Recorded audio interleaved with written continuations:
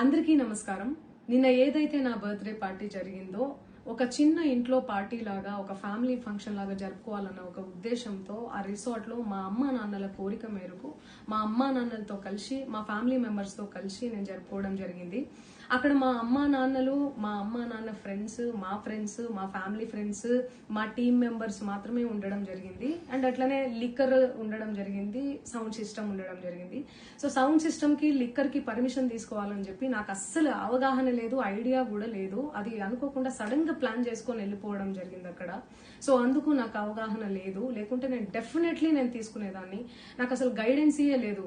ఎవరైనా గైడ్ చేసినా కూడా నేను పర్మిషన్ తీసుకునేదాన్ని, లేకపోతే నేను ఎందుకు ఇలా తెలిసి చెయ్యను కదా. సో ఇదంతా ఇలా తెలిసి అయితే నేను తప్పు చేయలేదు, తెలియకుండా ఇది జరిగిపోయింది. అండ్ అక్కడ లోకల్ లిక్కర్ తప్ప అసలు వేరే ఏ ఇతర పదార్థాలు, మత్తు పదార్థాలు గానీ వాడడం అసలు జరగలేదు. అక్కడ దొరకలేదు కూడా, పోలీసులు సెర్చ్ చేసినా కూడా. అండ్ అక్కడ ఎవరికైతే పాజిటివ్ వచ్చింది అని చెప్పి పోలీసులు చెప్తున్నారో ఆయన ఎక్కడో ఒక చోట తీసుకున్నాడు, ఎప్పుడో తీసుకున్నాడు అని చెప్పి తేలిందని చెప్పి పోలీసులే చెప్పారు. అండ్ అది ఇన్వెస్టిగేషన్ కూడా జరుగుతుంది. మేము కూడా పోలీసులకు కోఆపరేట్ చేస్తున్నాము.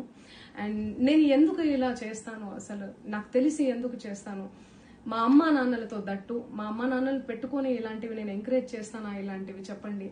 అండ్ ఒక రోల్ మోడల్ గా, ఒక ఇన్స్పిరేషనల్ గా ఉండాలని అనుకుంటాను, కానీ నేను ఇలా ఎందుకు నేను చేస్తాను. సో ప్లీజ్ దయచేసి మీడియా మిత్రులకు నా విన్నపం ఏంటంటే, ఆధారాలు లేని అభియోగాలు నా మీద అస్సలు మోపద్దు ప్లీజ్.